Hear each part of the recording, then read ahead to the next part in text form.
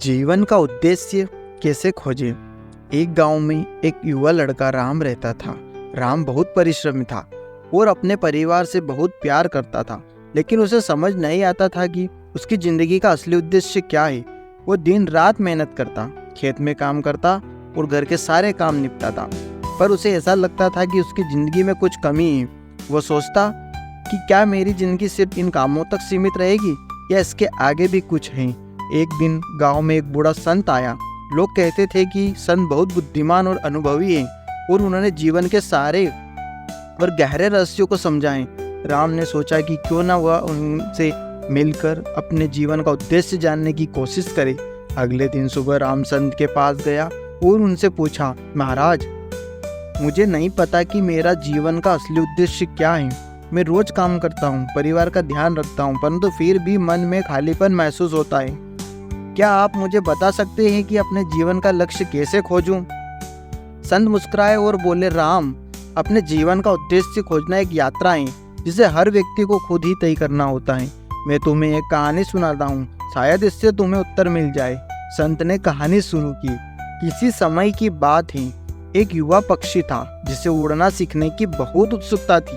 वह रोज अपने माता पिता को आसमान में उड़ते देखता था और सोचता था कि वह कब उड़ेगा, लेकिन वह यह नहीं जानता था कि वह उसके पंख कब मजबूत होंगे। एक दिन उसने अपनी माँ से पूछा, माँ, मुझे कब पता चलेगा कि मैं उड़ने के लिए तैयार हूँ? उसकी माँ ने जवाब दिया, जब तुम्हारे भीतर से आवाज आएगी तब तुम तैयार हो जाओगे। युवा पक्षी ने कई दिनों तक इंतजार किया, लेकिन वह आवाज नहीं आई। एक दिन अचानक एक तेज तूफान आया और घोंसले से गिरने का खतरा मंडराने लगा। युवा पक्षी को डर लगा कि अगर उसने उड़ने की कोशिश नहीं की तो वह गिर जाएगा। उसने अपने पंख फैलाए और अपने डर पर काबू पाते हुए पहली बार उड़ान भरी। उसे तब समझ आया कि वह तब तक उड़ने के लिए तैयार था जब तक उसने विश्वास किया कि वह कर सकता है। कहानी सुनकर राम ने पूछा, तो इसका मतलब यह है कि जब मैं अपने अंदर से आवाज सुनूंगा तभी मुझे अपना लक्ष्य मिलेगा? संत ने उत्तर दिया, जीवन में अपने उद्देश्य को पाना एक यात्रा है जिसमें धैर्य, आत्मनिरीक्षण और प्रयास की आवश्यकता होती है।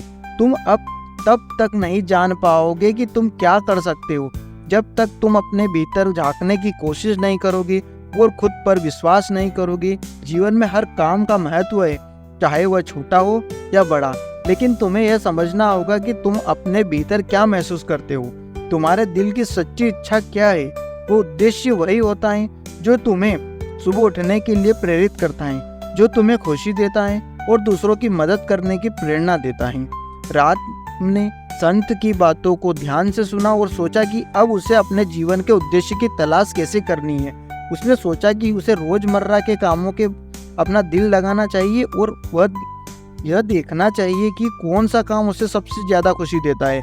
उसने महसूस किया कि जीवन का उद्देश्य सिर्फ एक लक्ष्य हासिल करना नहीं है, बल्कि छोटे छोटे कदम उठाते हुए अपने रास्ते पर चलना है। धीरे धीरे राम ने यह समझा कि उसका जीवन सिर्फ खेतों में काम करना और परिवार की सेवा करना नहीं है, बल्कि उसका असली उद्देश्य गांव के लोगों की मदद करना और उन्हें नई तकनीकों के माध्यम से खेती सिखाना हो सकता है। उसने खुद को उसी दिशा में प्रेरित किया और अपनी जिंदगी का असली लक्ष्य पाया।